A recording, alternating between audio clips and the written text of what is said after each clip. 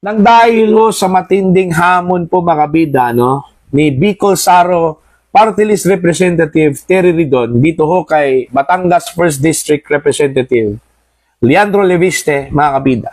Patungkol ho sa pagsasapubliko po mga kabida dito ho sa listahan na di umano'y nandun yung mga pangalan po mga kabida ng mga personalidad na sangkot ho sa 2025 DPWH budget insertions po mga kabida.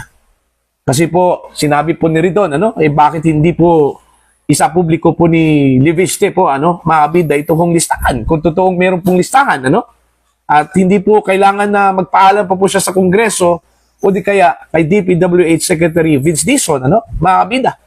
Dahil ho sa hamon na yan, napilitan ho si Congressman Leviste po mga kabida. Nabanggitin po yung party list po ni Ridon, mga kabida, na isa ho sa mga meron pong insertions mga kabida sa budget po ng DPWH.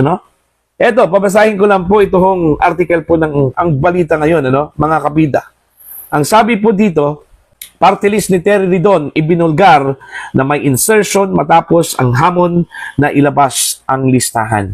Eto na, bulgaran na po ito, mga kabida.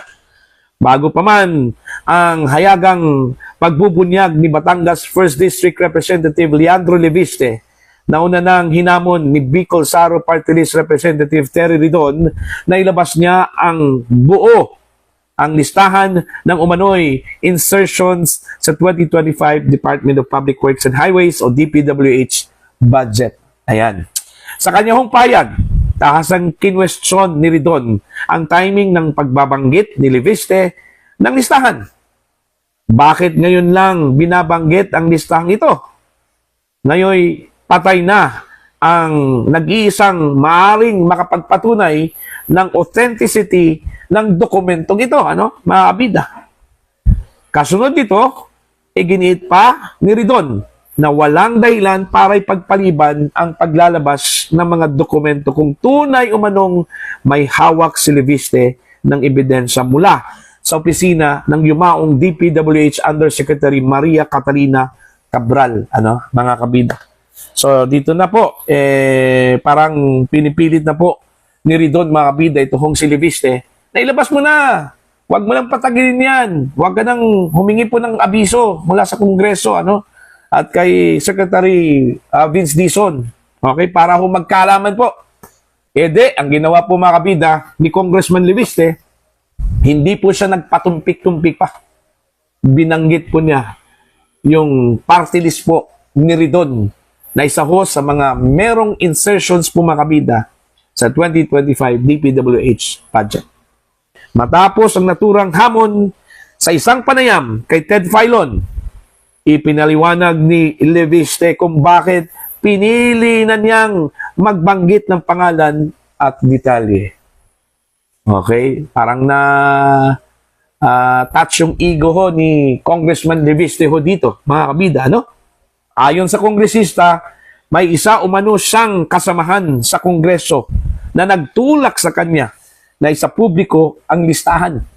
So parang na-challenge ho siya dito, mga kabida. Ang sabi po ni Leviste, may isa akong kasamahan sa Kongreso na nagsabi, bakit hindi na lang ni Leandro isa publiko ang listahan? Inamin ni Leviste na una niyang iniwasan ang pagbanggit ng mga pangalan upang hindi makabangga ang marami. Banggit ko na kanina, pero yung isa is ayaw ko naman na magalit sa akin yung buong Kongreso. Ayun, yun pala yung rason, mga kabida, kung bakit ayaw banggitin po ni Leviste, ito kung mga pangalan po ng personalidad, mga kabida, na sangkot dito ho sa insertions, na nakapaloob po doon, mga kabida, sa listahan na iniwan, binigay ni dating DPWH Undersecretary Catalina Cabral, mga kabida. Ngunit, dahil sa panawagan mismo ni Ridon, sinabi ni Leviste na napilitan na siyang magbigay ng konkretong halimbawa. Ayan. Pero dahil siya ay nananawagan na isa publiko ko, pwede kong banggitin ang insertions niya. Dito na po, binanggit mga kabida ni Leandro Leviste yung pangalan po ng kanya hong party list po ni Ridon, ano? Bicol Saro party list po mga kabida, ano? Dito na binanggit ni Leviste bilang may kaugnayan sa mga proyekto. Ayon. Ito po ay si Bicol Saro Party List Representative Terry Ridon. Si Bicol Saro Party List po ay may 150 million pesos road project insertion sa Pamplona at Pasacao, Camarines Sur. Ayon sa kanya, ang naturang halaga ay binubuo ng 2 line items na tag 75 million pesos at kapwa na punta sa iisang kontraktor. Ayun. Ito pong 2 line items, 75 million pesos each, were awarded to the same company, Bicol Gold Rock. Ayun, mga kabida. Yan tanong, dumaan ba ito sa tamang bidding process po, no, mga kabida? Dagdag pa ni Leviste, halos dikit sa approved budget ang winning bid. At sa winning price na 73.5 million pesos, which is 2% below the approved budget, and this same company, Bicol Gold Rock, has cornered the majority of projects like this in this area. Just to give that one little example, ano, mga kabida. Paglilinaw at hamon sa verifikasyon sa panayam, nilinaw rin at ito'y binibigyang diin ni Ted Filon na hindi pa nakaupo si Ridon noong naipasok ang naturang insertions. Sumang-ayon dito si Leviste at iginiit na ang tinutukoy ay ang party list group, hindi si Ridon bilang individual. Oh, see? Absuelto ho dito si Ridon, mga kabida, no? Kasi po, nung nangyari daw yung insertions, okay, hindi pa po kongresista ito hong si Ridon. Pero yung kanyang party list po, yun yung nagkaroon po ng insertions. Alright? So, yun po ang nilinaw po ni Congressman Leviste, ano, mga kabida, ano po. Bukas din umano ang usapin sa masusing pagsusuri. Pwede niyang i-check kung tunay ba na ang Bicol Saro Party List ay nag-submit ng 150 million pesos road project sa Camarines Sur. At pwede nating tingnan kung may kaugnayan ang Bicol Saro Party List sa Bicol Gold Rock na contractor. Ayan. So, yan po. So, dahil sa matinding hamon ni Congressman Terry Ridon, na isiwalad na po, isapubliko na po yung listahan para po malaman po talaga na meron talagang ebidensya, meron talagang listahan, ano, mga kabida, na hawak itong si Congressman Leviste. So, ang nangyari, na-challenge ho itong si Leviste, inilabas po niya yung pangalan po ng party list po ni Ridon po, mga kabida, na isa ho sa mga merong pong budget insertions po, mga kabida, no? Okay? So, ano kayang gagawin ho ni Ridon dito? Although, hindi ho siya kasali, absuelto ho siya dito kasi nung time na yon hindi pa po siya kongresista, hindi pa po siya party list representative po, ano, mga kabida. Yun kasi yung resulta po, ano, mga kabida, na pinipilit ito kung si Congressman Leviste na ibunyag kung sino-sino yung mga pangalan po na nandun sa listahan po ni Yusek Cabral, ano, mga kabida. Kaya yun, okay, sa poll, bullseye po, mga kabida. Okay, inuna po ni Leviste yung Bicol Saro Party List po na isa po sa mga nagkaroon po ng insertions na umabot daw ng 150 million pesos worth of projects po, mga kabida, no? Diyan po sa Camarines Sur. So, yun po, no? Supalpal dito ho si Terry Ridon ni Congressman Leviste, mga kabida.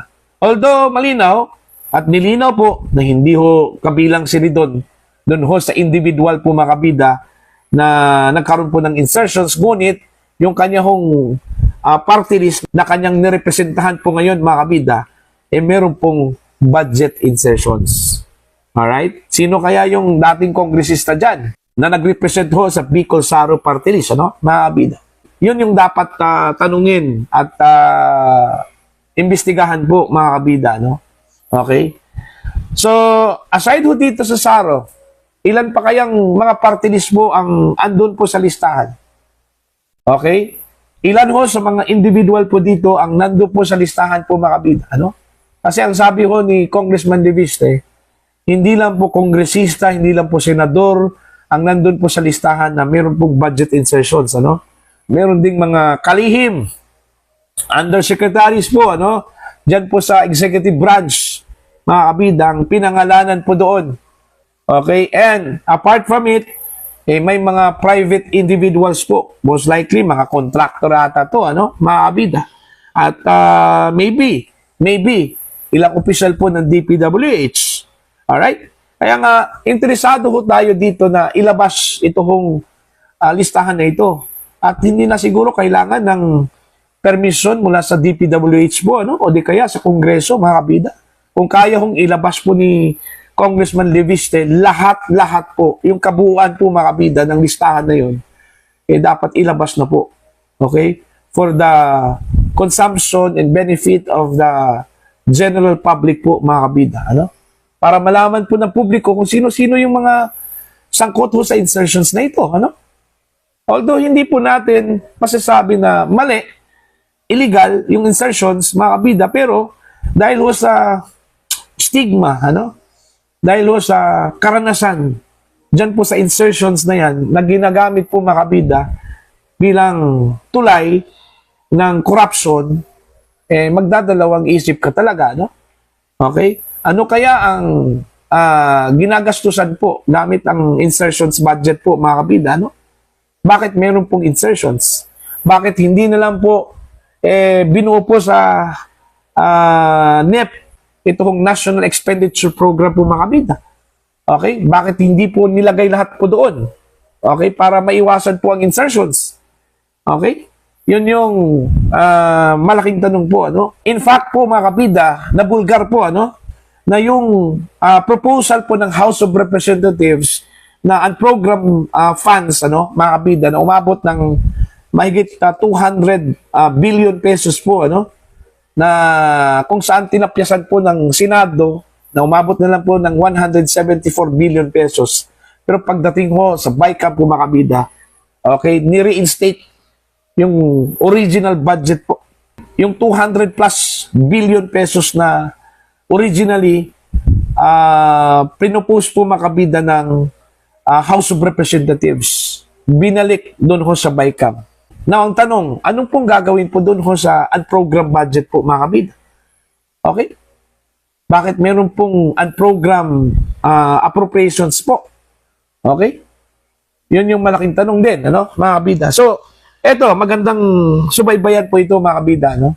Ito hong files na tinurn over po ni Congressman Leviste po kay Secretary Vince Dizon. Aside ho dun sa listahan po, mga kabida, ng mga proponents nitong budget insertions, ano-ano pa kaya ang nandun na very vital po, ano, na kailangan hong isa publiko po, mga kabida, no?